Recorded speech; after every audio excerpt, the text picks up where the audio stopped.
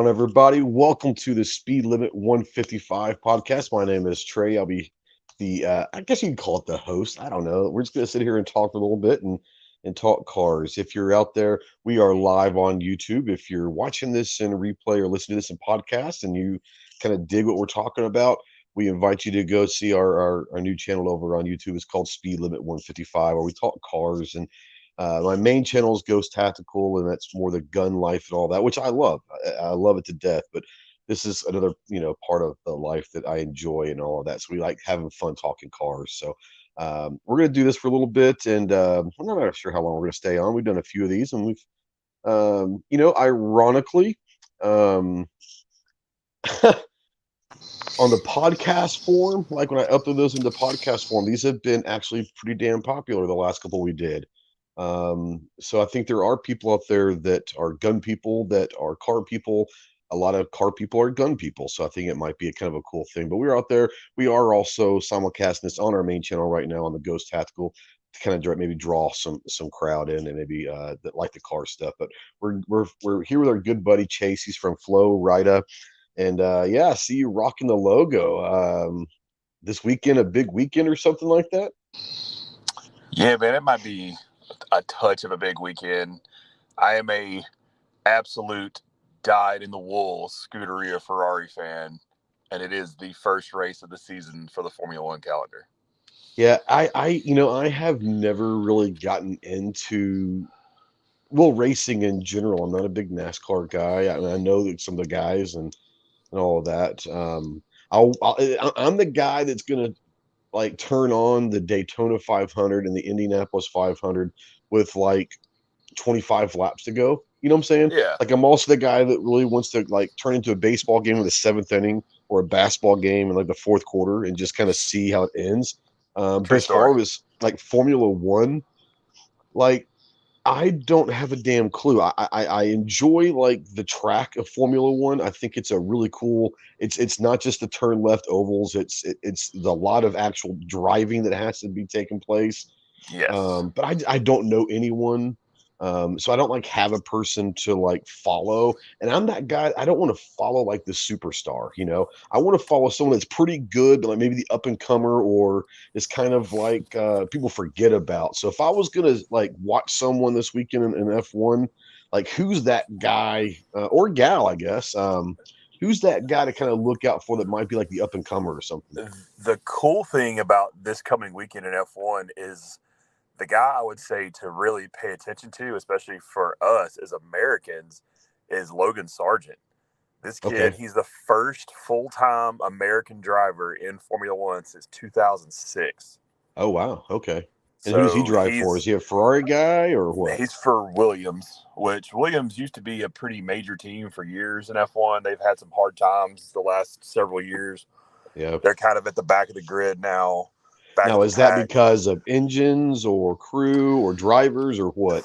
It's more so for the longest time, here recently, the last couple of years, Formula One has instituted a budget cap. Prior to this, it was he who has the most money and resources generally won. Okay. So for years, obviously I'm a Ferrari fan. I have been since I was a kid. The Ferraris of the world, the Mercedes, the Red Bulls, the McLarens, the guys with the money, they tend to win. And there's a lot of passion and there's a lot of heated debates and that type of thing that goes into all that. And Williams for a long time was a very successful team, but they just simply didn't have the resources other teams did. Yeah, yeah. And when people, think about the money in F1, people have no idea. If you're not an F1 fan or somebody's been following it for a long time, people don't understand how much money is really spent in this sport. Yeah. You're talking, F1 teams used to spend $400-500 million plus a year. It was insanity. Oh, snap. See, that's kind of the same thing like over here in America. We don't understand the money that's spent worldwide on soccer, like these big European Premier League soccer teams. They're the most, I would say the Cowboys and the Yankees in America, but the rest of like the top 10 are all like the most valuable sports teams in the world are all like football, like soccer teams, and I guess we just don't see that over here in America. We don't understand that the price and the money that's spent on this thing. Yeah, Well, it's then again, there's not a whole lot of races in America. I mean, there probably are now, but like historically, it's been like a European thing, right? historically for a long time there was generally one race in the U.S. The last U.S. Grand Prix, which was at Indy, but it was the road course, not the Yeah. not the Brickyard, because F1 cars on an oval track is just absolutely insanity. Oh, I'm That's why sure. they don't run them on. I mean, there used to be Monza, which is like what's known as nicknamed the Temple of Speed. Used to have this big parabolica section that was basically a banked oval that was so insanely dangerous they got rid of a lot of that area of the track. Oh, wow. Yeah. Yeah. And Monza's still a ridiculously fast track, but it doesn't have that bank section anymore. Yeah. But So like the F1, I know there was one in like Miami, right? Or there's a new one in yep. Miami. Was that the first? I remember seeing a big deal. There was a big deal about F1 in Miami. Maybe it's maybe the So first year or something like that. Maybe. yeah, so last year was the first race in Miami. There's a huge push. So Formula One, firstly, is owned by a American company now. Oh, okay. So F1 was sold a few years back from the guy who had owned Formula One for a long time, Bernie Ecclestone, has been sold off to Liberty Media, which is an American company.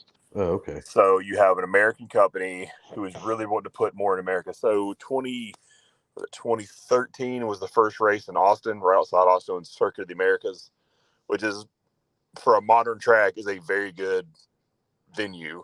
Yeah.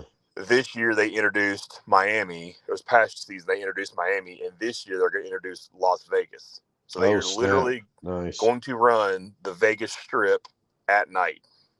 Oh, the strip's gonna be part of the track. Yeah, they're literally running down the strip. Oh man, now that could So be kind of cool.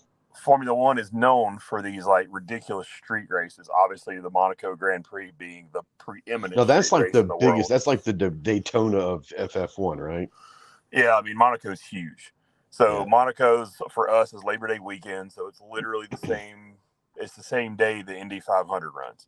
Oh, okay. Ooh, that's interesting. So it's a huge Is that on doubleheader. purpose? It's just been that way for that's just that weekend they do it on. It just has been that particular slot for years, same as the Indy 500.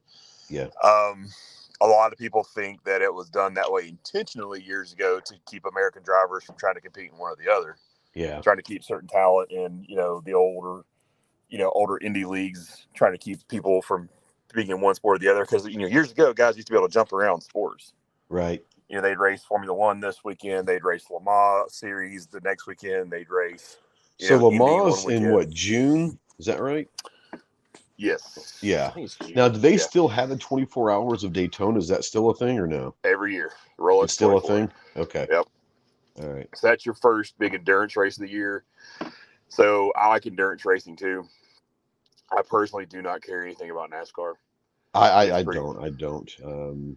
It's My introduction to the Le Mans and the Daytona was, a few years back with Ford versus Ferrari, the yeah, movie, and that was a great movie. and it's a I true need to story. I need to watch that again. Yeah. So like I was during the movie, I'm sitting there watching it and I'm watching it at home, and like I'm Googling stuff on my phone, trying to learn the history. Obviously, Carroll Shelby is a name that everyone knows, but Yeah, I don't know if anyone knows much outside of like why Shelby was famous, like why he himself was famous, or what yeah. got him into all of this. And it was a really fascinating thing. I didn't know that there was a 24-hour Daytona race. Like that was the first time I'd ever heard of it. So that was kind of a cool thing. Hell yeah. I mean, that's the cool thing But I've about never that been race been is, into racing. I know I like cars, but like I'm not a racing guy. and so that's why I gravitate towards like Formula One and the endurance stuff, is Yeah, because of the technicality behind it, the engineering, the yeah, skill. It's an art. I mean, yeah, it's the height of technology and the height of skill goes into that, because there's tons of extremely good drivers in the world. yeah. Now Wes out there said Ford versus Ferrari kind of got the U.S. fan base interested in F1, and I'm sure it did. And I think maybe about the same time, and it might be because of the movie. I don't know. I've never seen it, but I know that there's a really big popular like F1 series on like Netflix or Amazon Prime Yeah, or one of them, and I think Drive to that's probably Survive. that's been huge lately. Yeah, I mean Ford versus Ferrari kind of got people a little more interested in it because it's not the same series. I mean, so Right? F1 has done a huge marketing push in the United States since really 2017 when Yeah, well, I think it's 2017 Liberty Media took it over. So they've been really pushing. You've got Zach Brown, who is the CEO of McLaren. He's an American, and he's a marketing guy. And he's a yeah, genius at that. yeah. He Not from had Zach Brown band, folks. Just saying. no. He It would be he's cool if it was, though, right? yeah, he's a pretty interesting cat, and they also McLaren's heavily involved in IndyCar here in the U.S., which Right. I'm an IndyCar fan too. Again, I like open wheel and Yeah. endurance stuff. So they do a lot to cross promote. There's actually a few years ago, Fernando Alonso, who's extremely talented, extremely well known driver, not so much in the United States, but around the world. He's a 2-time Formula One champion. He actually didn't drive the Monaco Grand Prix so he could go contest the Indy 500, and he damn near won it. Oh, wow. The car gave up on him at the And that's last. a I think it whole was. different style of driving and It everything. is, and the dude just got in and was fast, and it didn't take him long to pick it up. I mean, Yeah. he's a ridiculously exceptional Well, talent. I'd There's no have two ways to. about it. I would have. Once again, I'm being ignorant here, but I'd have to think that if you can drive F1 in those conditions, at those speeds, with those turns, and that's driving, then Yeah, being on an oval is almost easier for them because when they do get in the tight groups, like they're not going to be you say as that. nervous. I don't know. I don't know. I have no idea. I mean, people say that and they think that, but most F1 drivers will tell you point blank they have zero interest in getting in an Indy car because they're like, we're not getting on ovals. They're Yeah. terrified of them. They're like, why Well, would I want people to get in don't an open realize wheel how car steep on the a banks are. well that and you go like at Indy, you're going to get experienced drivers who are used to going 3 and 4 wide at Yeah. approaching 240 miles an hour. Yeah. That's insanity. And it takes almost a perfect line, on Yeah. each turn, or you're going to get passed by everybody. And the thing about Indy cars is a spec series. Everybody has same chassis and Kind one of of like two NASCAR, motors. it's pretty much up to the driver at that point. Yeah, the problem with IndyCar is there's no power steering and certain assists at IndyCar. So Oh, you are okay. literally fighting that car at 230 plus miles an hour the whole time. Screw that. Whereas F1 cars do have assisted steering because of how fast they maneuver and move. I mean, people don't realize how Yeah. fast these things load G and unload and how quick they turn and Oh, rotate yeah. and all that. There's a lot Yeah. that goes into that. Yeah. There's also why F1 cars can get very, very minimally damaged. They just don't work anymore Yeah. because they're on such a ragged edge. If they're not there, then Well, they don't work. everything is aluminum and everything's fiberglass and all this stuff. It's literally an engine surrounded by like Oh, it's not even the that anymore. lightest shit they can put in there just to make it faster, right? It's literally like it's literally the vast majority of the car is all carbon. I mean, Yeah. it's a giant carbon tub. It's all carbon components. They use the lightest alloys, really Yeah. exotic stuff they possibly can. I mean, there's a lot. You're Once talking about again, an you're average. they're probably 2.5, 3 million, up to 4 million, $5 million per car, or what? I don't know. Keep going. The engines are 10 mil a piece. The engines are 10 mil a piece. Holy cow! So the current powertrain in Formula One averages $10.5 million per motor. That's nothing else. That's just the motor. So that's a 1.6 liter Oh single my turbo god! V6. It's a high revving that has they're called power units in Formula One because it's not just an internal combustion engine. Yeah, There's also the turbo pack and there's also the hybrid system, the electric yeah, hybrid system sure. that's powered by all that. It's I figure all that's kind of where it's going, together. isn't it? Probably. Yeah, and that's kind of all series are going more and more into that. Yeah. I'm not gonna lie, I miss the days of screaming V10s. I grew up during the Senna. Obviously, I'm a Schumacher fan. That Schumacher, watching him as I grew up and was Yeah. really into this, watching him See, even I dominate. know who Michael Schumacher. I don't, Yeah, but I mean, everyone knows that name and I all mean, that. he's the first billionaire athlete. Yeah, yeah. Hey, And before we dive deep into this, I do want to go through. We speaking of racing, we have a little thing we're going to do. The rapid response. We call it the pit. We go into the pits and do it as quickly as we can. So real quick, automatic or manual? I mean, for daily convenience, automatic. For an experience, a manual. Yeah. Are you a muscle car guy or a drift car guy? I do like classic American muscle. Yeah. I do. There's something about the cool ass, Hondas and Nissans that they do the drifting, and them I pretty do cool. enjoy all that. It's just, I like the I don't know. sound. I mean, you gotta love it. I mean, I'm a kid of the South, dude. Right. Muscle cars. Sports car or pickups, being from the South of Alabama? I mean, utility trucks never going to be debated. However, come on, who doesn't want to drive a sports car over a truck? Yeah.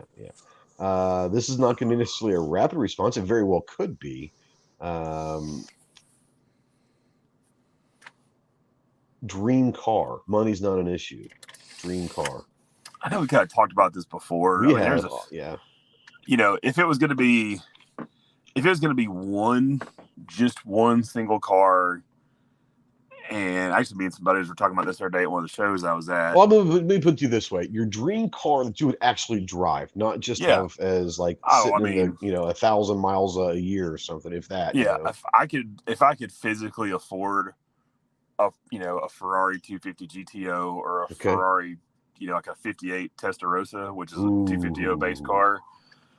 I know we've kind of talked about this before. I would absolutely drive it. If I had $40 million laying around I didn't care about and I could afford it, you better believe I'm driving it. Yeah. And that's going to be track toys. We are a lot of the same. You talking about the 58 Testarossa, and that my dream car is probably that 58 356 Speedster, in Porsche. And yes, they're gorgeous.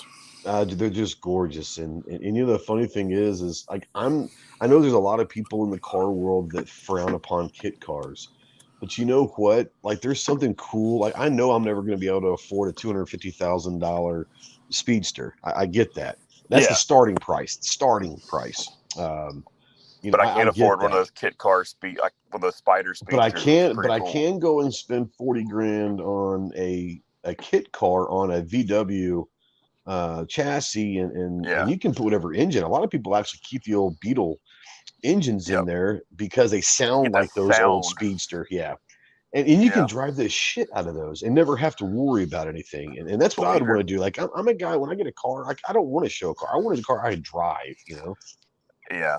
I will tell you, if I could only have one car, period, like, here's your one toy car. Yeah. As much as I do rather enjoy the Porsche family stuff too. Sure. I would have Singer build a car for me. You think so? I'd take my Porsche donor, and it'd be probably, I'm not sure which family 911, but it's going to be an air-cooled manual. Yeah. Naturally aspirated. 986, that kind of style, or what are you thinking? I don't know. I mean, probably. There's something about that 986 era there that was is. just I do awesome, like that. I like that whole era. But something in the previous air-cooled, naturally aspirated generations of Porsches. Yeah. Have Singer do their insane attention to detail on it, because that's a car that you can drive and it'd be enjoyable. That's a car you can put on a track and absolutely ring it out and have fun. Oh, for sure. And it's going to last. It's going to take the abuse you give it, and it's going to be relatively affordable to keep running. Yeah. There's a pretty distinct line I think in a lot of people in the supercar world, Ferrari or Lamborghini. And I was going to ask you Ferrari or Lamborghini, but I know that answer. You're a big Ferrari guy. But what do you like Lamborghini at all? I mean, I do. Is that something that you enjoy? I'm not anti-Lamborghini at all. I mean, it's just it's the history and the styling. I like the styling cues of Ferrari better than Lamborghini. To me, Ferrari's more timeless. Lamborghini's more on the edge. Yeah, that's probably fair. Yeah. I'm not anti-Lamborghini, but it seems like Lamborghini in the last several years, because the Germans are involved, because it's owned by VW Group, they are much more reliable cars than they ever used to be, and they don't try to kill you anymore. Yeah. Yeah. But at the same time, it's like that took some of the aspect of them away. Yeah. You know, I love Ferrari. But I'm a Lambo guy, you know, if I had to Yeah. choose. I just love the look of the Murcielago and the Diablo, and I like the Mercies. the I think that Mercies was are really just beautiful. I think that was I think the Mercy was probably the last great V12 Lambo. The Aventador is I a think it will be phenomenal. the last great V12 Lambo. I don't Yeah, well, think I that mean, you will see one down the road, because I think that they're probably even going to go hybrid eventually. You know? they're going all electric by a certain time frame. Yeah. It's terrible. They Yeah. have Well, did you hear I the mean, the Harley Aventador. Davidson's going all electric? Did you hear that? Oh, yeah, but it's Harley. It's a bunch of old I know. people. Yeah. They're trying to appeal to a younger crowd because everybody's dying off that liked Harley. Yeah. Andrew says Lamborghini's too heavy. Older Yeah, Lambos always kind of had a weight issue. yeah. I think they almost had to, though, to be honest with you. I think Yeah, that with that rear to mid engine, I think you yeah. almost had to have a little bit of weight, or you wouldn't be able to control it. Like, there's no way you'd be able to control that. Well, I mean, old Lamborghinis were no. That's the reason there's a Raging Bull in the front of them. They were known Yeah, to drive like one. yeah, Let's be honest. Anything that Horatio Pagani helped design at some point yeah, is probably a pretty okay piece of machinery. yeah. And I do enjoy Lamborghinis, and I would not turn my nose up if somebody, if rolled up right now, somebody threw me the keys, Yeah. But I think that Mercy generation is going to be your last great true Yep, I V12. I do too. mean, you do have And I think that's there's why the nothing wrong with Mercies the are keep Aventador. going up and up and up in values. I think even the public realizes that might be the last great one. So I mean, the Mercies, Yeah, man, you can't find them anymore for I mean, quote unquote reasonable price. You know. no, especially gated manuals. Gated manuals are Mm-hmm. insane. The Aventador's nothing wrong with that car. The Aventador's an extremely good The car. Hurricane's a sweet looking car, but Yeah. man, I mean, the Aventador is a V12. It was assessed with a Mercy, but it's only available in an E-Gear. yeah, And it lost some of that Lambo soul because it was more clinical to drive. It had more, yeah, you could definitely see the German influence in that car. yeah, yeah. And, the car that's coming out here soon to replace the Aventador, which will probably be Lamborghini's last V12 period dot. I just think it's going to be on the same line as the Aventador. It's just going to, Yeah. it's not going to have the soul. You know what I mean? Yeah, That's the one that's thing. what I like about the Diablo is it wasn't the strongest, most powerful, fastest Lambo out there. But one, I love the style of the Diablo, but a Diablo was kind of like the Lambo that you could actually drive. You know what I'm saying? It was like Yeah. you could actually drive it, not saying daily drive, but because here's the thing about Lambos, which is really crazy. If you think about the money you're spending on that car, like the Lambos actually don't like being driven. Like they have, like you can't drive them a whole lot, or there's a lot of Now cars the that old you ones. have to drive to actually get them to work well. Lambos, they don't like that, or at least like the older ones, they did not like. But the Diablo was one of those that you could actually drive, Yeah.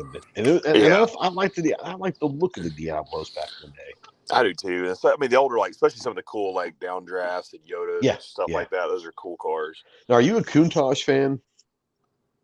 Because people go Honestly, either way, you know. so, if you're, I appreciate what the Countach digs. It changed supercars. It changed what if, people thought of cars could be, you know. if you're probably, your mid 30s to mid 40s, you either were in love with a Countach or you were in love with an F40. Yeah, yeah, And I mean, I'm not going to lie, it's an F40 all day for me. yeah. Well, I'll put it this way. I remember for the first time really like noticing cars and when I was a kid with TV shows and movies and all that. And I'm not gonna lie, watching Magnum PI, who doesn't love a bright red Ferrari, right? You know what I'm saying? Like, you know, 308, man. That's the why people still 308. buy them. And they're worth more now than they ever have been. Yeah, and And it's then a you terrible have car. and it's Magnum's car, you know, It is. Oh, I mean, I would take a 308 all day right now just because of the 100%. iconicness of it. It's And then just, the Countach it's not a very good one. it's not a very good one, but the Countach a lot of people don't realize that Countach, um, when it basically kind of it debuted on Cannonball Run. Like they paid a lot Yep. of money to get the first 4.5, 5 minutes of Cannonball Run to be the Countach. And what's so funny about the Countach? It was amazing. Sitting there going, oh my God. But I Yeah. think now, like back then in 1981, when Cannonball Run came out, Yeah. like that Countach was like so futuristic, and it was like that's It kind of was. weird. But you look at it now, and you're like, if that car was released right now, it would blow like the smoke off everything else. It is actually like a beautiful, like that design over 40 years, Oh, it's 30, timeless. it's timeless, But again, Pagani was involved with that car. Just like so, I mean, if you look at the time frame of that car, the Countach is timeless for as Yeah. aggressive as it was. The F40 again is a timeless car for what it was. Yep. Honestly, the 911s of that era. The 911s. Well, I'm a big 911, like late 80s, like the 88 to 91, 92. Yeah, Maybe even back like the 86. There's some really cool 86 911s. man, the 86 wide body, big Yeah. whale tail, Yeah. turbo. That thing was wicked. Let's I just think be that's honest. what took the 911 to the next level, to be honest with you. It did. I mean, the early 90s, like the roofs, come on, the Yellowbird, that kind of stuff. And then the GT3 changed Porsche, honestly. It changed the game. It took Porsche. And the GT3, is one of those once again, it's quote unquote an affordable, drivable supercar, Yep. But that GT3 took Porsche to a It whole took it new out of level. the sports car world and put it into the Yes, supercar world. 100%. I Because saw Porsches are I sports saw cars. one. I mean, as much as some of the Porsche diehard guys will be like, "Oh no, Porsches are sports cars," They are, and they are the pinnacle of a good sports car. so like, what do you consider to be a supercar? Is it that 200-mile-an-hour line? Is that what takes a It's supercar in that, your but I mean, mind? supercars generally, I don't, supercars aren't going to be a mid-engine. They're going to be, tubular or some kind of like, Yeah, carbon monocoque. yeah. They're not a, they're not a, they're not a, They're not a drivable, everyday they're not drivable an car everyday either. car. No. Yeah, Now there are people that daily drive these. I mean, you got daily driven exotics has made a living off of that. yeah. I'm not saying you can't do that. It's just, the Porsche was the car that you could enjoy every day. Yeah. And you could get a GT3 and enjoy this thing every day. Now GT3 You RS can. is a little different. Well, that's a little more aggressive. That's a super. That is a true supercar. supercar. 100% a GT3 RS. Yeah. A Yeah. cool Ren Sport Porsche is a supercar. Yeah. Now, Defense Dad says, I grew up in the 80s and 90s and not much on supercars over the muscle cars. I did love the 911 with the wide body and the slant nose conversions, as well as the Pantera. He says the 87 Buick Panteras GNX are is, cool. yeah, they are. He's the 87 Buick GNX is all-time dream car, though. I mean, I wouldn't turn my nose up at a Grand National either.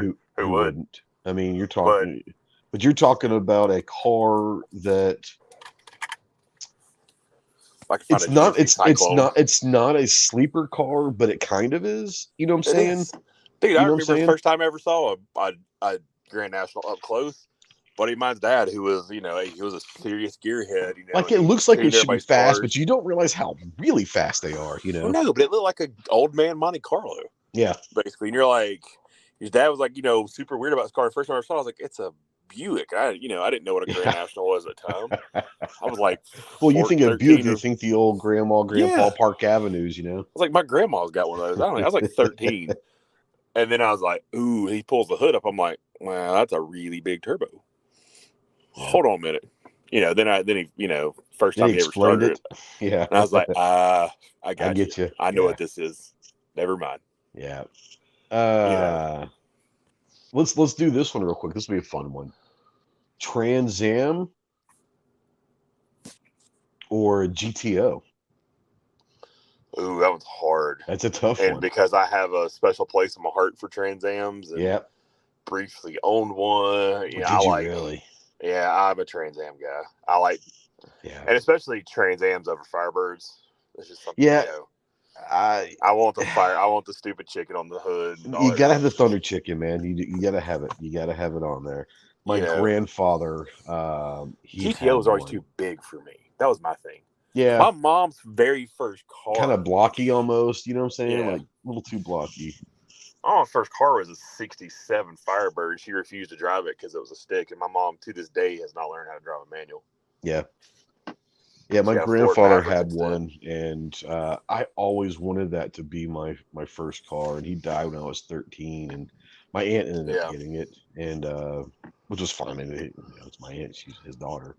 Yeah. He did leave some money for me to get a first car. I ended up getting a '65 Mustang. It was we spent a few $1,000s and then spent the next couple years, putting some Mm-hmm. money into it and all that and all that. It was great. But so Mustang or Camaro?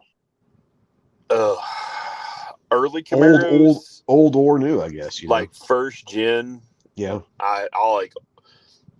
I mean, I do like Mustangs. Don't get me wrong, especially like the early, like especially like '67, '68 era Are you Mustangs. I really talking like the like. fastbacks, Mach 1, that Yeah, I'm a era? big Yeah. fastback Okay. Mach ones. Yeah. The Gotcha. bosses. Sure. Yeah. That era of That Mustangs. 69 Mach 1 was a badass car. Yeah, I will Was that say the one that McQueen drove? Was it 69? it was a '68. The '68 68. was Okay. the Bullet. The Bullet. Okay. And Yeah. I'm a sucker for green, so I like that car. Yeah. Right. I do like. If between the two, I do like early first gen Camaros, and I probably would. I was a big Camaro kid growing up. I like Camaros a lot. Now modern cars, I Yeah. think the Camaros are dog ass ugly. I hate the new generation Camaros. See, I actually think, well, okay, let me put it this way. I think that the latest era style of the Camaro is much more attractive than the latest Mustang era style. Yeah, and see, I like Um, the new Mustangs. see, I'm not a big fan of them. I don't know. I don't If I know. was gonna buy one right now, I mean, from 2010 ish, I think it was 2010 they brought the Camaro back. Yeah, From 2010 forward, I would take the Ford all day over the Chevy. I think it's a better built car all yeah, yeah, through and through. It's yeah. just the Camaros are ugly. They're heavy. They're blocky. You can't see out of them. They're just. I mean, I know Mustang's got a bad rap because every douche canoe that thinks he can drive gets behind a Mustang and wrecks it, and Right. gets a stupid YouTube video made about him. And they Def deserve it. Yeah, absolutely. Defense Dad says my daily driver though was a '72 Skylark that Yeah. ran upper tens when he got finished with it. Oh snap! That's a strong. That's strong. Um, it was the only. It was well, it was when gas was 87 cents, so I could afford to drive it. That's true. Man, I remember $20 was a good night. Yeah, You put a little bit of gas in. You get something to eat. You go to a movie or something. Now we're talking like yeah, we're seriously old people. Now yeah. I'm a lot. $20. Yeah, I can't. You can't go to McDonald's for $20 anymore. I mean it's pushing it. Like I remember when I was in high school, we would go to Taco Bueno or Del Taco, and you could literally feed 10 people for $10. Literally. Yeah, dude. And Taco Sunday you was the can't do thing. anything. You can't do anything. Like, you used to get like 50-cent taco burgers at Del Yep. Taco. I mean, you could literally feed people like 25-cent burritos. Yeah.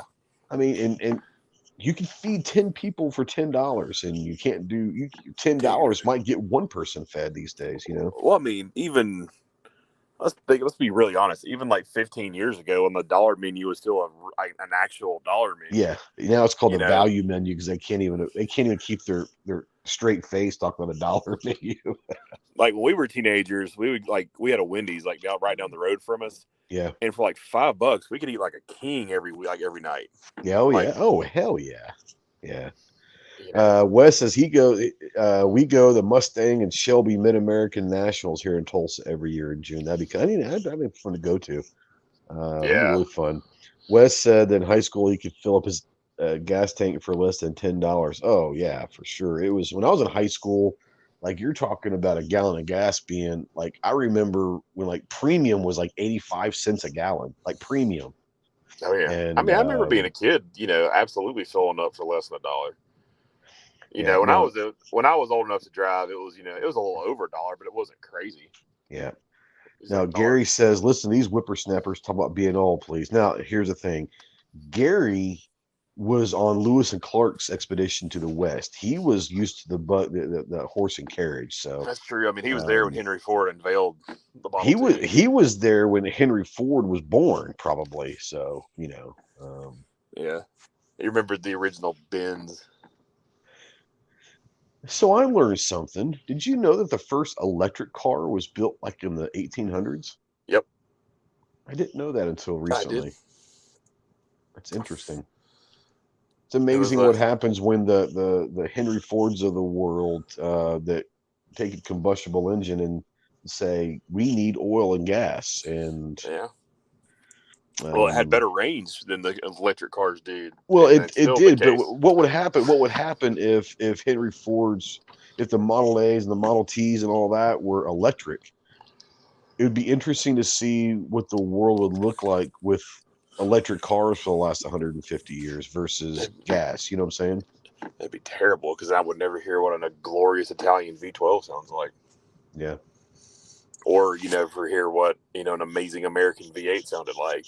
Yeah, Gary says see you next month. Yeah, he'll be at Indy for NRAM. Speaking of Indy, we're doing the Yep. Bullet Run. So if you guys are going to be going to Indy for NRAM, we're just going to be in Indy that weekend at all.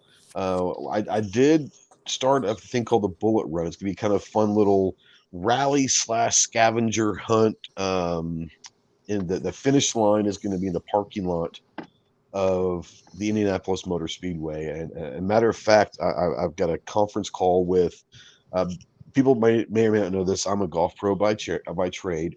There is a golf course in Indianapolis Motor Speedway, and Mm-hmm. I've reached out to the golf pro. They don't actually open up the doors until that weekend because it's usually too cold in Indianapolis to play golf during the winter. Now their staff will be there about actually about next week. They'll be out there about a month ahead of time. They literally open the doors that Friday. That's the first weekend that the golf course will be open. But I've got a message in for the golf pro when he gets in next week to call me. And what I want to do is to see if we could use his parking lot is the finish line. So it'll be kind of a cool thing. But Yeah, yeah, it'd be we're gonna have cool. the Bullet Run. We'll finish up in the parking lot of the Indianapolis Motor Speedway. It'll be kind of It'd be cool. cool if we could talk our way in and let everybody have a chance to like kiss the bricks at the end of it. It would be cool. Now, I wanted to go to the museum. I That's a would pretty cool love to place. have the museum be the finish line, and because that's inside the infield. I mean, it's Yep. actually you actually, but I think the parking is still outside. Yeah, the Um, parking's outside. so, but maybe we'll be able to do something. I'll talk to the guy. I don't know how much pull the golf pro has at Indianapolis Motor Speedway, but we'll find out.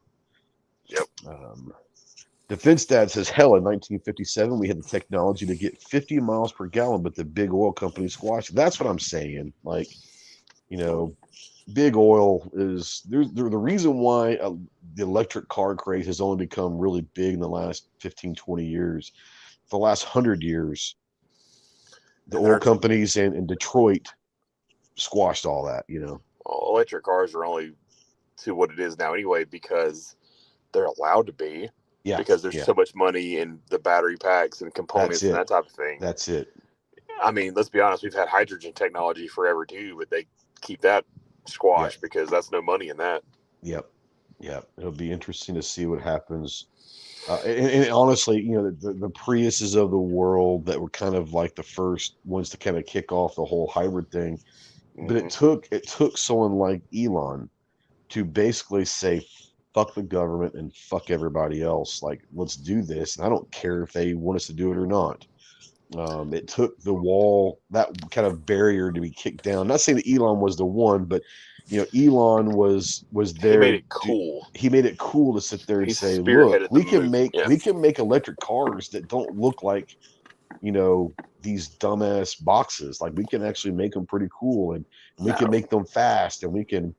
I saw. I'm not a big Jay Leno fan at all, but Jay Leno's garage is pretty cool. And I was watching an episode not too long ago, maybe a month or so ago, and he was pulling up talking to someone. I can't remember what it was, and he pulled up in a '78 Chevy C10 pickup, but he had converted to all electric, and it was running about 1,000 horsepower, and that thing was amazing. We're talking like 0 to 60 in 2.8. I mean, and this is a C10, you know, and, Yeah. and it's got the body of a C10. It is a C10. Talking about a sleeper, you know? And battery packs are heavy. Yeah, yeah, yeah. And Yeah. they only last what they say 10 years at the most. At the most. I And mean, you're talking about 20 grand probably for a new set of battery packs. yeah, you might as well just like, if you have a Tesla and it dies, or any of the more modern Just get another one. electric cars, you might as well just go buy another one, because the battery pack's going to be Yeah, 20, 30, 40 grand depending on what you got. exactly. Yeah. That's the big conundrum right now for people who have a mid 20 teens era, Porsche Prius. 918, Oh, okay. I think the one Prius. a Ferrari, LaFerrari, Yeah, a a McLaren LaFerrari. P1, Yeah, because they're all coming up on their that's battery about the packs time. changed. Yeah, that LaFerrari was a pretty damn cool car. I'm not gonna lie, but you're It right. is. Like if you've got one and you still got it, or you're getting ready to buy one, I put it this way: if you're thinking about buying a LaFerrari right now, you might want to ask that question about the battery. Yeah, I mean, Just that's the thing saying. everybody's doing now. So basically, like, if you have one of these Halo cars, and they were the Holy Trinity, and they are still currently the Absolutely. No, Holy no, no. Trinity. Absolutely. 100%. If you're looking to purchase one, or if you have one, your battery replacement is basically going to be like what the current street price of the production cars are. Yeah. Yeah. For what the Ferrari, for what your maintenance on changing that battery pack is, you're going to be able to go out and buy a 296 GTB. If you have a McLaren P1, you can go out and buy a 720. Yeah. Like, that is the insanity of what these things are. But they're also Halo cars. They're not a normal thing. And you're also talking about cars that you track them real hard. You got a $50,000 brake and tire job at the end of it. Yeah, and if you're looking to get into one of those, you know what you're getting into to begin with, you know? Oh, absolutely. I mean, I'm not gonna lie. If I had just tons of money laying around, you better believe there'd be one sitting in my personal garage. It'd be a track weapon. I'm not buying them to tool around the streets with. I'm buying them to go enjoy them.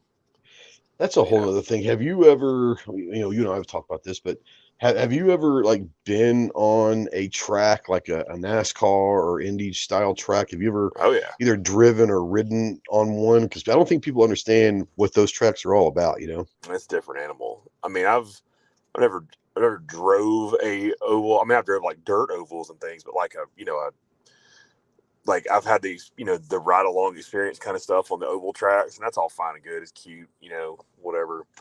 But drivers tracks, like actual road courses, man, it's totally different animal. It's so much fun. And most people think they can drive until they get on the real track. Yeah, see, And I most didn't. people, I've been on one of the ride-alongs down there in Orlando back in like the late '90s.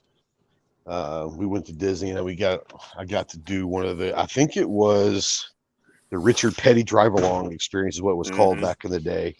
yeah, And it's a NASCAR, and I'm sitting second seat. I'm not driving. You know, you got as a matter of fact, like I think the guy that was my driver was like one of the up and comers. Like he raced like the Saturday races, not the Sunday races. I'm not sure what they're called. Like he's like the minor leagues, like AAA, and he's been able to race in some of the at that time it was the Winston Cup races, but he yeah. wasn't a full time Winston Cupper. But they made a That's lot of back when money doing this that's back stuff. when NASCAR was worth watching. Was the Winston Cup. Yeah, yeah. When they would hit each other, and Rubbins racing, you know. that's it. When you had those drivers back in the day, I Yeah, could watch NASCAR back then. That was fun to watch because they raced hard, and there's going to be several big wrecks. Now it's we get out with hurt feelings and things. I ain't got time for yeah. all that. Well, we were driving. He was driving, and he was maybe only at the time. I'm like 24, 25. So he's probably not. He might be my age, or he might have been a year or two older than me. But he was about my age, and we were talking and all that. And he was saying, "Hey, this is another way to make money. Like they pay us to come in and drive around and do this and all that." And I thought that's kind of cool. He goes, "Yeah, it also gets me, time behind a wheel, you know." Yep. And obviously, you're not. I think they maxed out like 150 with us. They weren't going to go 180, 185, 200. They're going to go 150. But when I got on that first bank in that first turn, I had no idea how steep those banks are. Yeah. And I remember I'm sitting right seat. And so the only thing that's going between me and a concrete wall is this little aluminum fiberglass door or shell that's on the outside, Mm-hmm. And he was fine. He was only going 150, but for me, like it felt like that car was loose and could be lost at any second. It was just going to slide up into that. It is terrifying. I'm not going to lie. Now Oh it yeah. was an adrenaline rush from hell, but it was terrifying. Like if it's not mildly terrifying, it's not real. This is true. This is true. Because you Yeah, got to I would have do been supremely disappointed if he was taking him at 120 and everything just felt like a Sunday drive. Like I wanted to be.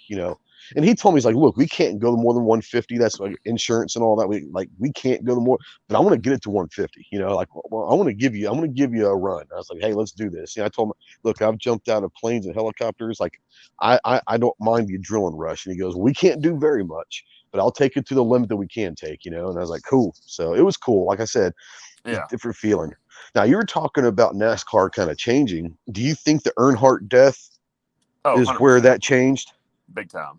That was the beginning and the end of like NASCAR being entertaining. Now, ironically, that's almost the beginning of the height and popularity of NASCAR. As far as the fans coming to NASCAR, it almost took Earnhardt's death for most of America outside of the South to find out what NASCAR was. It did. And you had your pockets like, in the Midwest was the same way, but you had your pockets out like in California because of like Fontana and places like that. But the average American didn't care. Yeah. And honestly, like outside of like the Midwest and stuff, the average American didn't care about IndyCar for a long time. A lot of Americans still don't.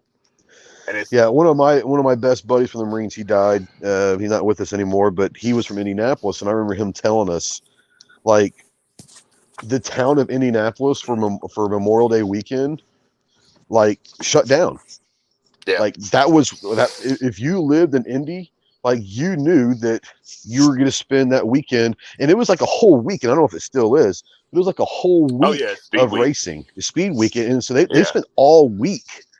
You got qualifying, you got like there was no school, there was like no work, no school, like no one even considered doing that because everyone in Indianapolis spent the whole week at the track. Yep. And dude, it's the biggest sporting event in the world. Yeah. It's insane. Defense Dad said, Trey, when the new 5 Series came out in 2004, they flew us salespeople to California, and we got to drive them on the racetracks with pro drivers. Much different. Oh, I would imagine. It's way different. Like, it's crazy. And people like, and that's the difference too. Is like a road car, even a road supercar, is still a car designed for the road. Milsurp Duo said, did you hear about Chase Elliott's injury today? I did not. Nope. He said we did the same thing with the Z4, the Boxer, and SLK when they came out. Okay, so the SLK. Okay, so I'm a Z4. Obviously, I have a Z4. I love the style of the Z4. I think they're great cars. They're fun to drive. Like they're just fun ass roadsters. I'm a big roadster guy. Like I love roadsters. The Z4, yes. I tell you what though, like the Boxer is a cool car. Like I put it this way, the Boxer saved Porsche as far as the commercial car route. I think the Boxster, that $30,000 Boxster, people could actually get into a Porsche, but I think the SLK. For everybody who talks shit about Porsches or talks shit about a Boxster has never driven one hard. Absolutely, they're fun. And see, I'm not a Miata guy, but they're fun as shit to drive. So the Miata. I wish they had a little more power. I wish they had a little more power, but that's it. The Miata is automatically. Everybody's like, oh, if you want to have like the track day car that you can afford, buy the Miata. If you can afford a little more, buy the Boxster. And you can get into a Boxster or a Z4. Well, not today, but probably 10 years ago. Like you got into like a 98 Boxster, you'd be under 10,000 easily. Yeah, would it have some miles on it? Yeah, but you can drive the shit out of it. It's a track car. I'm gonna buy it as a track car. That's what I want. I've got an 03 Z4. It's 20 years old. It's got right at 100,000 miles. The guy that had it, but had it before, didn't drive it hardly ever. But that thing is so much fun. It's basically a brand new engine. It's got that M54 engine. That thing will last me as long as I maintain it. It'll last me forever, and I'll drive the shit out of it and not care. Yep. But the SLK, like going with the SLK, that Mercedes little convertible that they kind of had that was going to be the Boxster. It got such a bad rap, but I've got a friend of mine that has one, and he bought it about 5 years ago. He drives it every now and then. He fucking loves that thing. I don't know why it got a bad rap, but it got a hugely bad rap back in the day. It was never like I never personally cared for that car. It's an ugly car to me, but they say it's a fun ass car to drive. I had a customer of mine back in the day that had one. He bought it like new, but back in the late 90s, early 2000s, and I mean, up like when I left what I was doing like mid 2019, he still had that thing, and I'd known him for years at this point, and he drove the shit out of that car and loved it. I mean, he was my height too. He may have actually been an inch taller. I don't know how the hell he fit in that thing. I don't either, but he drove the hell out of that thing and loved it. The funniest thing that's going to happen when we're in Indy is I'm going to have you with a top up in my car. Have you get in? I don't think you can get in it. It's hard for me to get in. I'm small. A G3, I know because I had a teacher that had one, and I moved the car a couple times for her, and I couldn't physically drive it with the top up. Yeah, it'll be fun for you. I'm gonna get that on video. A couple buddies that had Miatas I've gotten in, and I can't with the top up. Yeah. Milsurp Duo says Elliott injured his leg today in a snowboarding accident and has to have surgery. Well, that's not good. Wes says, I just read a biography on Bill France Sr., the father of NASCAR. Interesting man at the time when NASCAR started. NASCAR, like,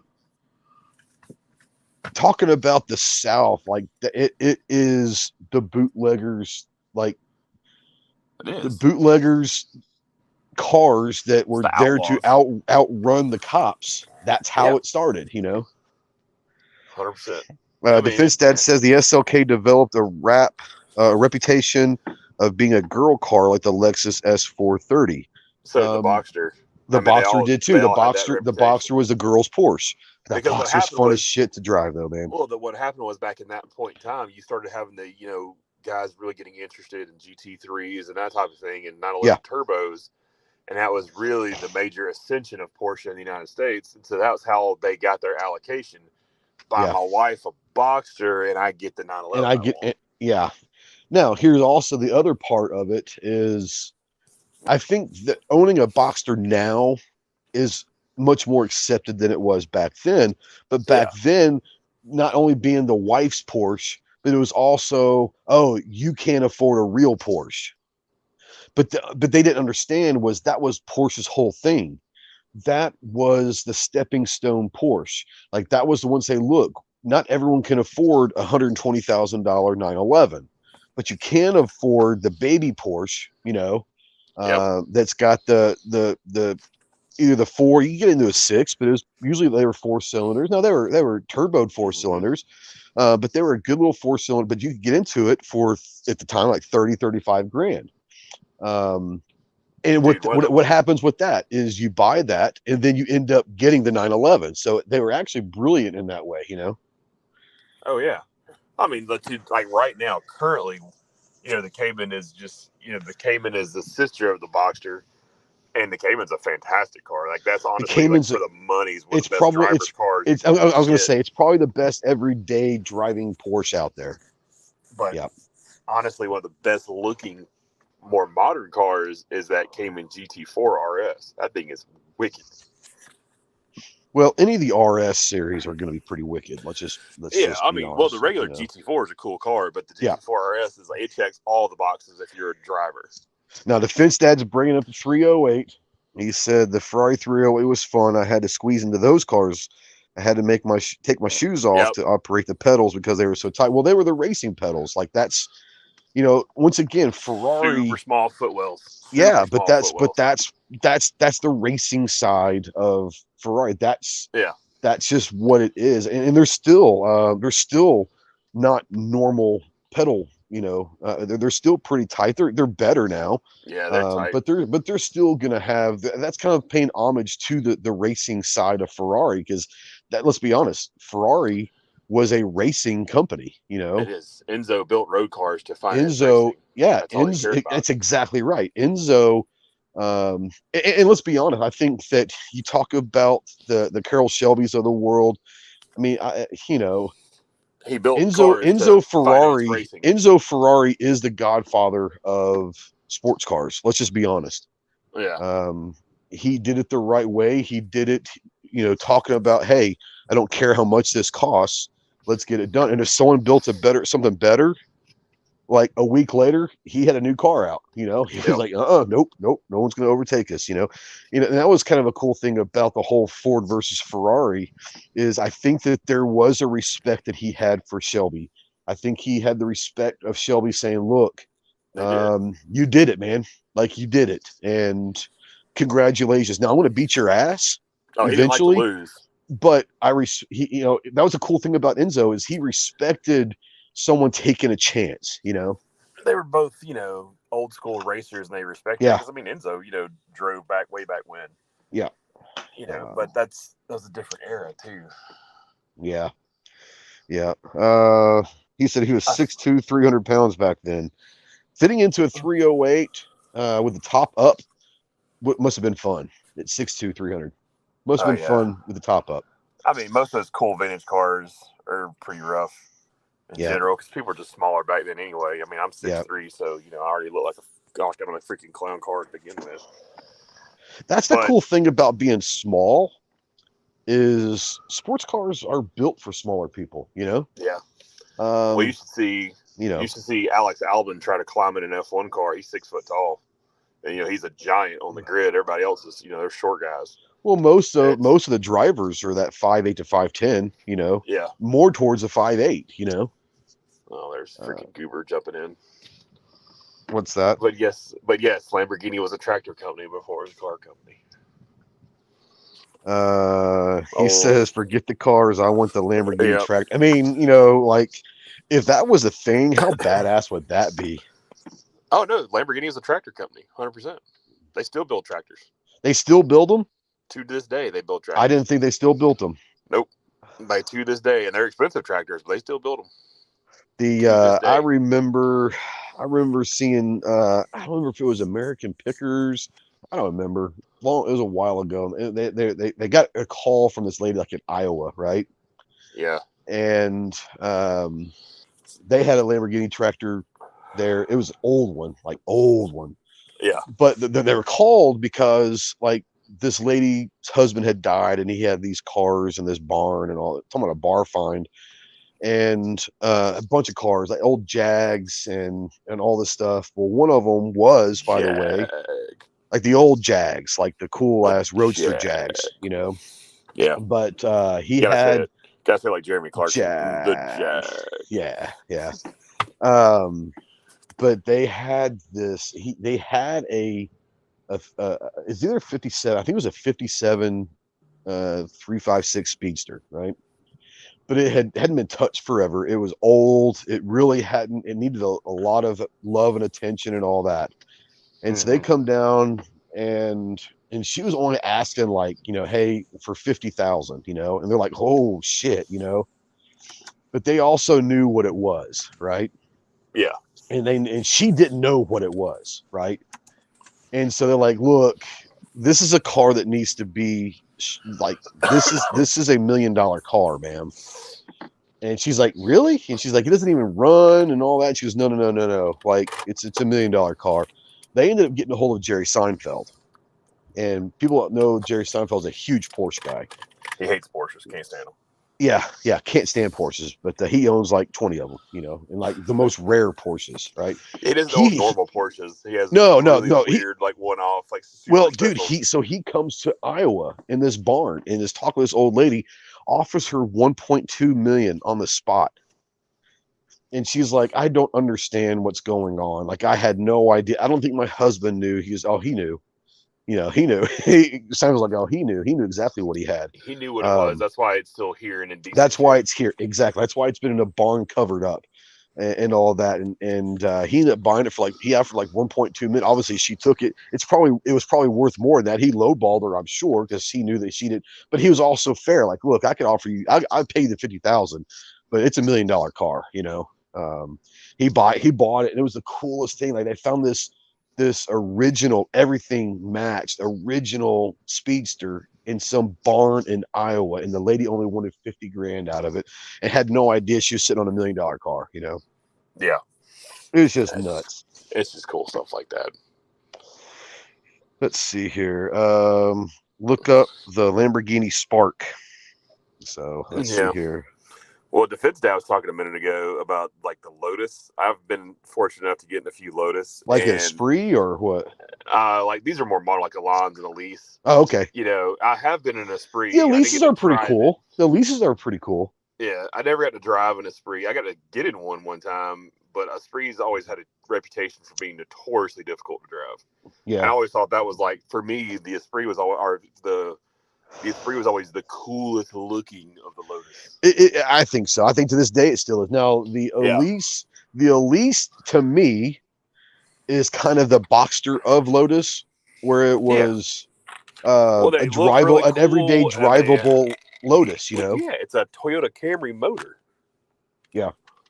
I mean, they look really cool, and they're track cars, and for what they are, for a sports car, you know, they're really cool cars because they're not terribly ridiculously expensive to maintain.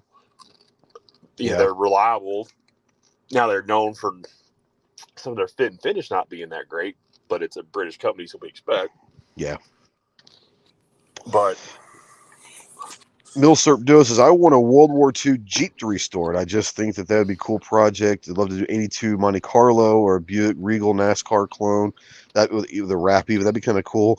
If I want to go World War II, I think a World War II Jeep would be awesome. But if I'm gonna go World War II, I'd like to get one of those old Dodge Power Wagons. I think a Power Wagon would be awesome. Like the World War II Power Wagon would be cool as hell to restore. Those are cool trucks. I like. They're just beasts, man. They're just beasts, bro. Like there's nowhere you can't go in that thing, you know. That's true. I mean, if we're gonna go World War II stuff, I want to, you know, like a Panzer Mark IV or a Tiger, but a Tiger would be cool. But yeah, I love the old Jeeps. Legal. Oh yeah, I would love to do a Jeep, but I think a Power Wagon would be badass. Yeah, I'm just not a fan of like modern Jeeps, but old Jeeps are cool. Yeah, I had an '89 Wrangler in high school there for a couple of years. I actually kept it for a while. I didn't drive it very long. And it was jacked up, had some Mickeys on there and all that. My buddy had an old CJ5. And that thing was a bad mama jammer right there. That CJ5 was awesome. I think like after like the TJ family, like Jeep just kind of lost their way. Well, I think what happened is, well, let's be honest, okay? They tried to make the old road mannered cars. That's what I'm saying. That's what I'm saying is I like the old Jeeps because they weren't meant to be, you know, comfortable to ride in, you know. Today's Jeeps, they just want to be cars with a shell on them, you know. Yeah. Have you been in like a modern Jeep and like experienced the death wobble? I've been in a couple of modern Jeeps, but we live in a town where the speed limit is like 35, so we don't get into that around here. Yeah. Well, I mean, you know, they're not made to go real fast, but like, no. You know, a lot of you hit like somewhere in that 70 to 90 range. Like, I mean, you're pushing that thing at that point anyway.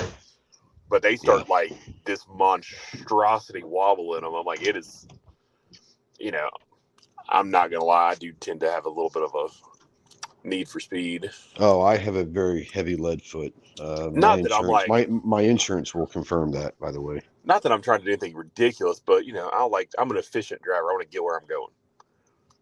You know, sometimes it might be $130 plus, but I cannot confirm or deny that I have been there recently. You know the story of Clover and I coming back from South Carolina, so yeah, that was fun. Let me tell you how much fun it is riding with somebody. I won't name any names. But I might have been coming back from, you know, we were talking about NASCAR. I might have been coming back from the Talladega area, and somebody may have a Raptor with a V8. Oh, snap. And if you're going to get a pickup, then that's the one you got to go with, you know. And he, you know, drove it like the old man he is. Did you have to teach him how to drive? Oh, he wouldn't let anybody else drive it. I wouldn't either. But and I'm like, hey, well, this is Atlanta traffic. You can't keep up with traffic so we don't die. That'd be great. Or get out of my way and let me drive, and I will. Yeah. How is the old man doing? He's doing all right. He was actually in the shop for a little while today. Oh, good. Defense Dad says I sold at a dealership that carried Mercedes, BMW, Jag, and Cadillac for 10 years, so I got to drive a lot of cool cars, a lot of custom bikes too. I'm a gearhead in addition to guns and photography. Yeah, as I said, a lot of the gun guys are gearheads.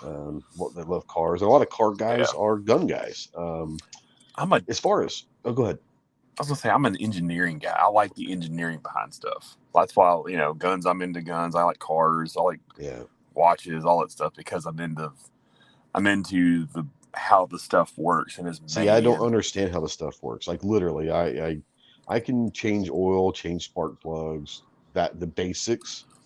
I have no idea how the stuff works is together. Yeah, Like when I took my ASVAB back in the mid '90s, I took my ASVAB to go to the Marine Corps. They literally crayon. They literally called me, and I was talking with the colonel there, and he was like, "You can have any job you want except for mechanic." I didn't get a single, even guessing, I didn't even get a single question right. And I was like, he's like, "We do not want you to be a mechanic." If the fluid leaking out is red, what is it? Yeah, I mean, I had no idea. I know a little bit more now, obviously, but I didn't know jack at the time. And I still don't know jack. I don't understand how everything works together. I don't understand. Like we were in Tulsa, goodness, 6 years ago or whatever, and 6, 7 years ago, and Clover had to change my alternator in the car that I had at the time. Luckily, he knew what he was doing because I wouldn't have a damn clue. I mean, I could probably admit that in public again. I'm just saying, dude. When it comes to mechanics, it's like reading freaking Hebrew for me. I don't know how. I don't understand it. I don't understand how it all works.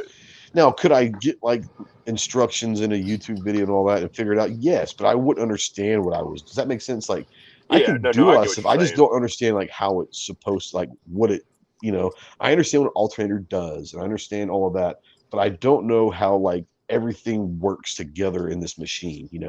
Yeah, and it's more difficult now with the way technology has really taken over vehicles. Yeah, with the electronics and all that. Yeah. I mean, when I was a kid, I was helping like my granddad and great uncle and stuff, tear down small block 350s and things like that. That was a different time. Those were simple engines, but you could do so much with that motor. But now it's a little different now. And like I said, when we bought the 65 Mustang for me when I was like 13, 14, it's been a couple of years, get ready when I turned 16. Like I could understand a lot of that stuff because there was only about 6 things that could go wrong with those old engines. You know what I'm saying? Like you kind of knew what the problem was going to be. Self-diagnose them usually. Yeah, absolutely. Today, like there might not be anything wrong with the car. It's just a sensor has gone out, but it makes it look like there's everything else. You got to clear and change this fuse, and you're okay. It's like you pull up and it's like you go into your thing and it's like, oh, you've got 14 issues with your car, and it's like what? But you change one fuse, and that one fuse clears up all 13 other issues, and it's like it was like a sensor or a fuse or something. It's like holy cow, that was a problem with the Jags back in the 80s. Like the old meaning was if my dad's best friend had a Jag, and the whole joke was if you have one, you might as well own two because one's going to be in the shop at all times. And it had nothing to do with the engineering of the car. That was the dawning of the electronic age of cars, and the electronics just if one thing went wrong, everything else was tied into that. Oh, that and it was British because they're all. Well, that's true. Now I'm not going to lie. There are a couple of British cars that I'd love to have. For a few years, and they fall apart because they're British. But they're old British cars. Like, I mean, obviously Aston Martins. Who doesn't want an Aston Martin? Let's just be honest. But like, I was telling, come on. Well, I was telling Clover, we were last week or whenever the last podcast we did. My next car is I would love to see. My dad had a 260 and then a 280 ZX, the old Datsun Z cars. And I'd love to get into Z cars, but you can't find one for less than 30 grand now. Like they just blown up in value, which is awesome. But I'd love to get one eventually. But I can find like an old MGB Roadster for like $6,000. You can find like a Triumph TR6, which I think is a sexy ass car for like $8,000. Cars, man. Those Triumphs are badass little cars, man. So we have to make a trip right now. We need to talk about this like right now. Okay, hold on. Mandatory carry says admit it. You want a Reliant. So there is a Reliant that is pretty cool. It was kind of like it kind of looked like a beefed up Pinto, like the bubble back. I'm not Yeah. sure what model it was, but Was it a Reliant Robin? is that what it was? Yeah, that thing is The three wheeler. I would buy one in a heartbeat if I could find it. pretty damn cool. I would Just for never the want to own giggles. one, but it's pretty cool. Yeah, I'm not gonna lie. But yeah, anyways, what were you saying? Oh, just to see if I could even like make it work, just so I could Oh get in it. hell Like yeah, I would 100% like just drive that for giggles.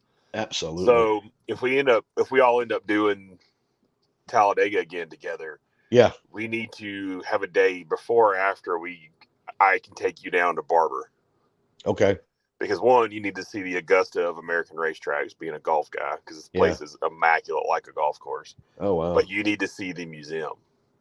Okay. Because he has one of the largest private collections in the world at Barber Motorsports Park. Interesting. And you name it, it's in there. Cool. Really? Tons of vintage motorcycles, tons of modern motorcycles, tons of vintage cars, tons of vintage race cars. Oh, like, wow. There's whole sections of like vintage Indy cars, vintage Formula One cars. Like, and the thing is, like, the vast majority of that collection are running and driving. Like, and they track them. So there's days that they, okay, we're going to take them out to make sure that they're still going, get some miles on them and all that. Yeah. Getting to see John Surtees' 1961 World Championship winning Ferrari hit the track is one of the coolest things I've ever seen in my life. That'd be kind of cool. One, you had to be this, Clover's a giant compared to the dudes that can drive this car. Because it's little. It's literally a motor and something just big enough for a guy to get in. Yeah. And you think about these guys in the 60s, like 50s and 60s, who got in these things and ran them ragged, and how they all didn't die is amazing. Yeah. Now DeVinstad says, get a Volkswagen thing. The things are badass. I'm not gonna lie. Dude, things are awesome. I was looking to buy my daughter for her first car a thing because I knew that when she left for college, we'll have to get another one and then I would have it. But you'd be amazed at how much those fuckers cost. Oh, I know. They're insane now. Stupid. Like I should have bought one, like a buddy of mine in high school. Well, one of our buddies had a thing. One of my buddies had it was a 67 or 68 Beetle that we took all over the place. Like, trust me, we have taken a Beetle places that there's plenty of 4-wheel drives could not get just because of how capable that stupid little thing was. Mm-hmm. I mean, I'm not gonna lie, like VW. And who doesn't want a bus? I mean, who doesn't want a VW bus? Let's just be honest. Buses are cool.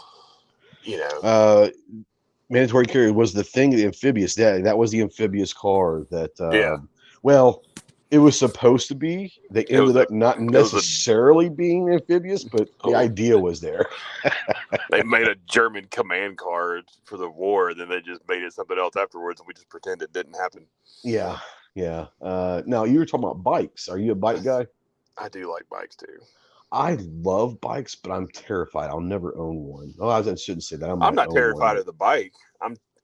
Look, firstly, if you ride on the street long enough, you're going to put one down or you're going to be in an accident. I've been on one bike, and I was like 12 or 13, and my uncle got a Harley. He wasn't truly my uncle. He was one of my dad's good friends. I just called him uncle, one of those things.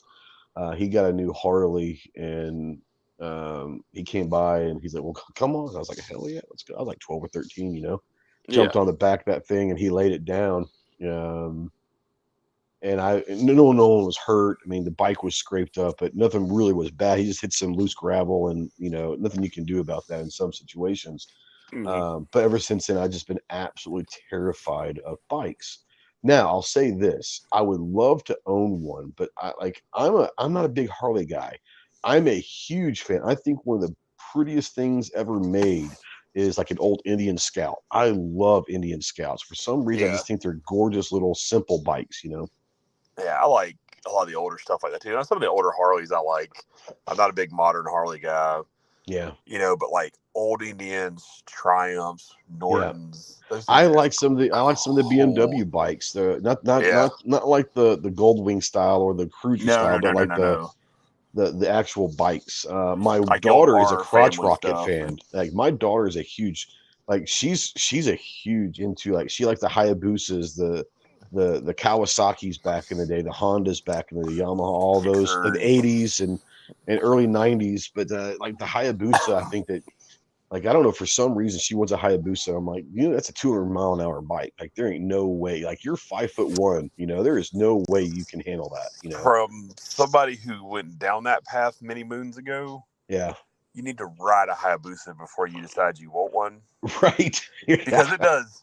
It does. No, I'm not. It's not a bad. I'm not saying it's a bad bike. It's a phenomenal bike, and for what it is, it's great. Yeah. Especially for me being tall, I can stretch out on it because it's a bigger frame. Yeah. But it's made to do one thing real well, and it doesn't do some of the other stuff that you're going to do in your day-to-day riding real well. It's not, once again, it's a super car for the bike. It's not meant to be a daily rider, It's a drag bike. It ain't made to, go through the twisties and stuff. Yeah. If you're buying one to like try to really thrash a bike, there's better options. That's what Gixxer 1000s are made for. Yeah. Defense Dad says my favorite bike I owned was an 87 VMAX, fast as hell. I don't like sport bikes. My belly is where the gas tank needs to be. I understand. Yeah, I'm not in the shape I am in to ride super bikes anymore. Yeah, they're cool as hell. He says he honestly wants a Can-Am Spider. You know what? Like, so I'll get in trouble with this with the bike guys. There's something about a Can-Am that's kind of cool looking to me. I know they're like shunned upon in the quote unquote biker world. But I think the Can-Ams are pretty damn cool, Look, the biker guy, I know how it is. If you're gonna cruise, the Can-Am is the way to go. Let's be honest. I mean, if I was going to do something, I would take a Can-Am over those damn Harley trikes any day. Oh yeah. Oh my God, those 100%. Are terrible. I mean, look, man, if you're so old you need the trike at this point in time, you should probably just hang it up. Yeah. Yeah. No, there's something about the Can-Ams that are kind of cool looking. To me, they're like the front end kind of looks like cool. Like an old Corvette, or they can make them to pretty cool little designs. It's very open wheel race car. Yeah, yeah. But it's what it is. But yeah, I maybe one day I'd like to own an Indian Scout. Yep. I don't know if I'd ever ride it, but if I ever did, that'd be the reason that would get me into maybe riding with, because I just think those are Scout gorgeous bombers, bikes. Man. That new Scout Bomber's pretty good looking car. It's a great one. And they've got one of the models you can get is like the old Army Scouts. It comes in like the OD green with like the leather side bags and all that, but it's kind of like that old. It's a new bike, but they made it kind of look like one of the old Army bikes, and it's freaking awesome looking. Faux show. We've been going an hour and a half almost. Hour and 15 minutes. We're gonna get out of here in about 10 minutes or so. But yeah, I enjoy doing these. Once again, it's fun for me to just kind of talk something besides guns and all of that. But so let me ask you this: Corvette, yay or nay? Are you a Corvette guy? Yeah, no. I'm not really either. Now you start talking about 69 Stingrays. You get me like a 67, 68, 69. You get me. I mean, obviously, some of the classics, the split window would be. I mean, that's just. But like the old classic Stingrays, and there's some of the ones that, like in the early '80s, that were pretty decent looking. But like I'm just not a big fan of Corvettes. It's not so much the Corvette I'm not a fan of. It's Corvette people. Well, I think that could be said about every kind of group. It can, but I mean, and I'm in the heart of it, being in the middle of Florida where I am. So it's every old boomer and their mama has a Corvette down here. Yeah. And they're all in their jorts and diabetes socks and New Balance tell me how great Corvettes are. So ironically, my buddy that I bought the Z4 from, he has a Vet, and he had the Z4. I had a pickup and all this, and he was moved to Cape Cod. Yeah. And he was like, I've always loved the Z4. Like, he's had it forever, never really drove it. When he did drive, I was like, man, it's just a gorgeous car. And so we were talking before he moved up there, and I was like, look, like, are you taking everything up there with you? And he's like, yeah. I was like, all right, well, I mean, if you need someone to drive, one of them up there, like I can take a couple days and drive one of them up there, with you. Like, oh yeah, that'd be kind of a fun little road trip, Yeah. And I was really saying, basically, I'll drive the BMW. You can drive the Corvette. So I think he sold his pickup He's like, I can get in their pickup when I get up there, and sold the pickup, and he had the vet, and I was like, blah blah blah, and I was like, well, look, just saying, I obviously, I was like, if you ever think about selling this when you get up there and you realize you don't need both of them, like, let me be the first call you make, like, at least give me a shot at it, right? And he was like, oh, okay, yeah. Didn't think anything about it, and then about a week later, he comes in. He's like, hey, man. It's like, what's up? He's like, you serious about the Z4? I'm like, about buying it? He goes, yeah. And I was like, hell yeah. And Maybe. he's like, really? And I was like, yeah. And he goes, well, I was just thinking about it. There's really no reason to have both of these sports cars up there, And I was like, look, I'm not going to tell you one way or the other, but, There's blah, blah, blah. every reason to have more than one, but I'm not going to tell you that. There is. And I was like, well, I understand what you're saying. And he was like, well, like, he's like, well, make me an offer. And I'm like, I don't even know, like, what they're worth, And so he comes up next day or so, and he's like, what do you think? And I was like, he's like, just give me this. And I was like, what? He was just give me this. And I looked at my wife, and she's like, yeah. And my wife's not a car person. She's like, but, do it. but she's like, yeah. And I was like, okay. So we got some cash, and I've loved it ever since. And it's just a fun, especially where I live. I love to be here in the mountains of Arkansas, and all the roads are windy, and the hills and all that. And it's like that. As a matter of fact, there's people that come and ride their bikes, like big bike groups that come here every year to ride their bikes through these highways, these small Arkansas highways, just wrap around mountains and all that. Because you get in trouble in North Georgia and Tennessee now. Guarantee it. Absolutely. But like now there's a bunch of car groups that come up here and do the same thing and all that. So I've absolutely had a blast driving it.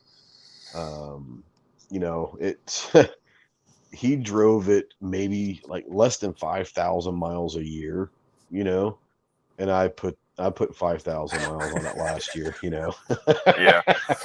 And I think I ended up putting like 6,000 miles, which isn't a lot. I still, but I put, easily 6,000 miles on it last year, and Yeah. And that's what they're for. They're made to enjoy it. And you don't have to have the most power or the most whatever to enjoy a car. And it's got the M54 straight six in it, and it's a 3-liter straight six. It's got plenty of power. Trust me, it can go. And it's light as hell, it's just a fun ass car. Now there's a lot of body roll. I'm not gonna lie. Coming around some of these curves, there's a lot of body roll on that thing. But once you get used to it, understand that it's going to be able to take it. You just gotta, you gotta trust it. You gotta trust it. Yeah. Oh man, mandatory carry, $6 super chat. Thank you, but I appreciate it. He says, for me and Fix, I appreciate you guys. But yeah, Defense Dad says, that. Oh no, that is so true. The BMW club people are the worst. Yes. Yeah. Those nerds know the SKU number for their lug nuts. They annoy the shit out of the dealership. So, dude, and I know you like your little Z4, but dude, Beamer guys are a whole nother level. Oh, I know. I don't consider myself a Beamer guy. I enjoy. I love BMW. Like I've always, much more. I'm a BMW guy over Mercedes. I'm not a big Mercedes guy. Some of the classic some of the classic the E46 is a great little E46. Yeah. Those are fantastic cars, but some of these guys are like, look, I'm not gonna lie, like one of the BMWs I would love to own is that mid 2000s Formula One derived V10 M5. I know that. Oh, the old M5, yeah. I know it's a ticking time bomb. I know those things are notorious for breaking. I'm 100% aware, but wouldn't they be fun until they do blow up? Yeah, listen to that thing sing. Come on now. Yeah, and then I know it's an eventuality. And I guess that's why, like, I've always loved BMWs more than Mercedes. I think it's because they're the sports. They're more sporty. You know what I'm saying? Yeah. I'm not gonna lie. Great engines, and I do like old, the old Mercedes Hammers is an example. The wide bodies. Yeah. Stuff that the Ren. Those are amazing cars, but now they're amazing cars that more people know about. Yeah. And the price, they weren't cheap to begin with, but now they are insane. And now Yeah. I'm out of that league. My dad had, back in the 80s, he had a Mercedes. I don't even know which one it was. It was one of the old diesel boats, you know. Oh, dude, like a 300D, I would take one right now. You still And can't that thing sell was a those. beast, and it was pretty cool.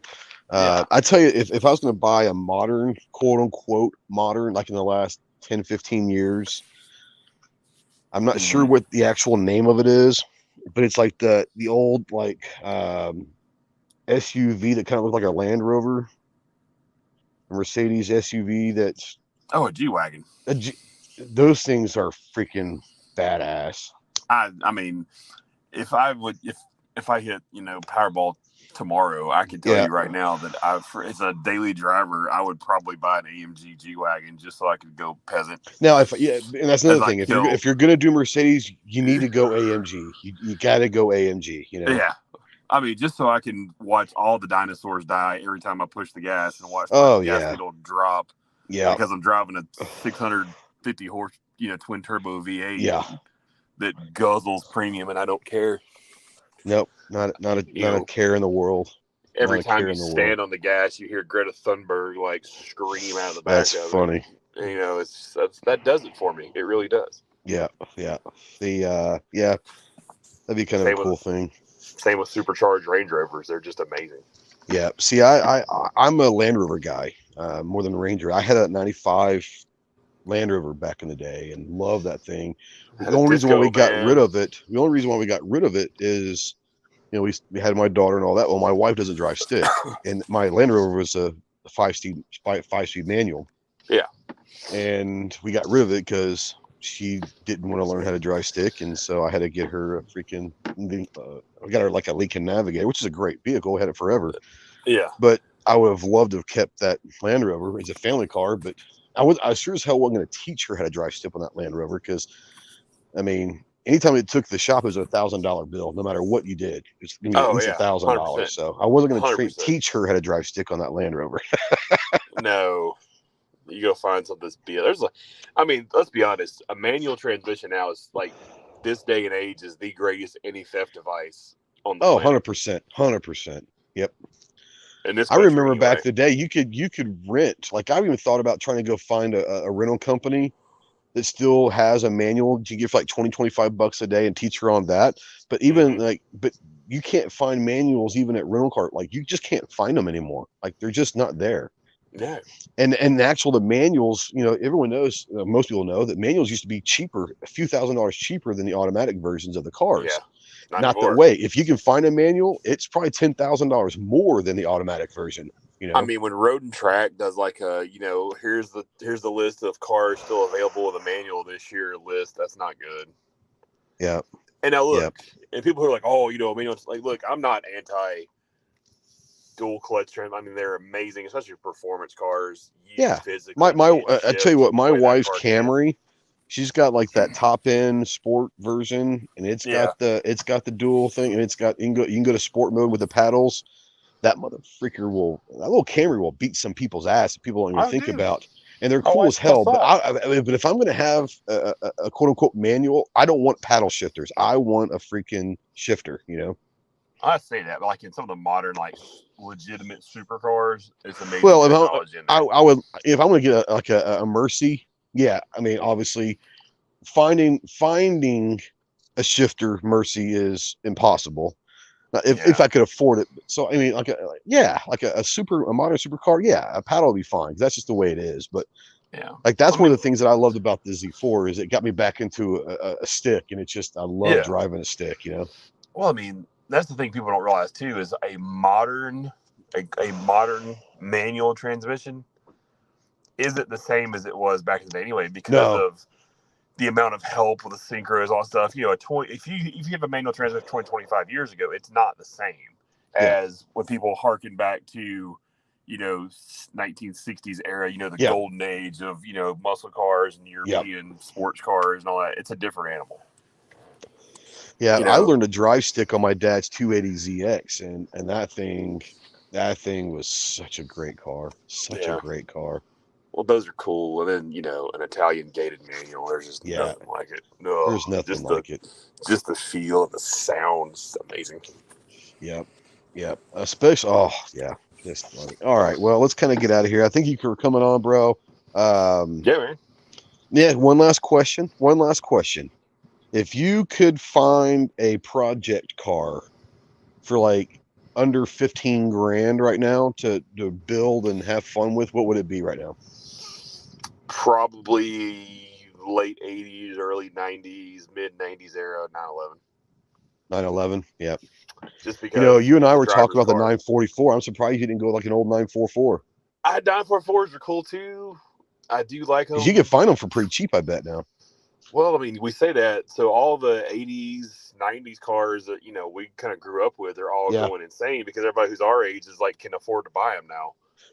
I heard the rumor that this fall Porsche is supposed to come out with a new 944. Yeah. That could, if that's the case, I bet you those things will sell like hotcakes, man. Oh, yeah, they will. That'd Well, be I mean, let's awesome to be see. honest. Like a Panamera is kind of like a giant 944. Yeah, yeah. And I'll be the first one to admit that I was like super anti four-door Porsche until I got the chance to play with one. I'm like, yeah, it's kind of changed my mind. What's the my buddy he has he got his wife one a couple years ago. The Porsche was it the I'm not sure what it's called, but the Porsche SUV, The Cayenne. the Cayenne. That's it. That's it. Not gonna lie, dude. That thing's pretty That thing is badass. impressive. The It's Cayennes are like very you get impressive. into that and like it's like oh like he when he brought it home he And dude, stopped they by make and he's like look what I got her and all that and I was like she wanted a Porsche. I didn't know it was a Porsche inside. I just saw it from the side. He's like, I thought she wanted a yeah, Porsche. He goes, it is. I'm like, really? He goes, get inside. We took it. I was like, oh my god. dude, they haul, especially if you They get like a do. GTS or above. They're really crazy fast. It was But impressive. what's crazy is they are really capable, like overlanders too. If you do a little tweak to them, like a little work, Yeah. like they are crazy good overlanders. Like we're talking like Range Rover good overlanders. Now, Defense Dad said his ultimate build will be a 93 Buick Roadmaster wagon with a 5.7 V8 turn into the ultimate dad rod. That could be kind of cool. Yeah. That could be kind of cool. All right. Yeah. Thanks for watching, guys out there. Hope you guys had fun. We do these. If you guys haven't subscribed to the Speed Limit 155 channel, like I said, go over there. We're having some fun. We just started out. Got a couple of videos over there. We're gonna start doing these live streams every now and then. Just kind of fucking talk cars, and it's a good little thing. And go there and subscribe to us if you're watching this in replay or listening in podcast form. And you let us know in the comments what would your dream car build, like a $15,000 limit right now. What would your dream car kind of project car, not your dream car, but your best project car that you could get something for under 15 grand right now and have fun with it. Let me know in the comments what you guys would choose. Chase, thank you guys so much for coming on. We'll see you in about a Yeah, month man. or so, and For for sure. sure, yeah, Coming and up. have fun watching the F1. Now, once again, what was the F1 driver that I should be looking out for if I decide to watch something? So for us, I mean, for us Americans, Logan Sargent's is the one to Logan kind of watch out. Sargent. Yep, to keep Okay. up with. He's driving a little blue car. It's going to be at the back of the grid, probably, unfortunately. I mean, obviously Forza Ferrari, and if you're one of those Red Bull or Mercedes people, I'm I hope not. I'm not. they all, I'm probably would be I probably I would hope be they a crash. Ferrari guy. Yeah, I hope all four of them crash and have a terrible day. Yeah, And, my wife, she used to love. I think it was either Kyle or Kurt Busch in NASCAR. Not that she knew anything about it. She just liked the M&M car. Whoever drove the M&M car. Oh yeah, the M&M cars. And so she always asked, like, "Hey, did Eminem win?" I don't know. But she likes cars on what the designs were. So, but Logan Sargent, well, I'll have to. I'm not probably. I don't know if I'm going to watch it. Like I said, man, I don't know. I haven't gotten into that racing, but I do. I do like the F1 racing where it's not the oval. It takes drivers. It's much more intelligent, fun to watch. I mean, this is in the first race of the year is in Bahrain. It's under the lights. It's a cool experience. And this weekend is also the first Indy race of the year, which is across the state from me in St. Pete. Oh yeah. Okay. Yeah, they shut down the streets downtown and race on the street. Oh wow. Cool. So that's a pretty cool one to watch. Sounds good. Well, like I said, thanks guys for watching and listening on the podcast form. Let us know what's your best project car that you would like to build under 15,000. Leave that in the comments, and we're gonna be doing some cool videos in the car channel. We're gonna do some build stuff, some mod stuff. Buddy of mine's got a a Shelby Cobra kit car, and it is beautiful. And we're going to have some fun with that. He's also got some old Lincolns with the suicide doors that he does. He's a big car guy. He's got a garage full of about 15, 20 cars. We're going to do a bunch of stuff with his collection and all that. And then my next one is going to be either probably, I'm looking currently right now. It's either going to be the MG. I love an old like 75, 74 MG Roadster, or like if I can find me a Triumph TR6, I think that'd be a kind of a cool build also. But I want me like an old 70s Roadster convertible just to have fun with. So I'll be on the lookout. If you guys know of any, they're going to be a good deal. I'm not looking to spend more than about 6,000 or 7,000 because I know it's going to probably take that much to put into it to get it, where I want it. But there are some stuff out there for that $6,000, $7,000, $8,000 price. If you know of anything out there, leave me a comment. Thank you guys so much for watching. We'll talk to you soon. Take care.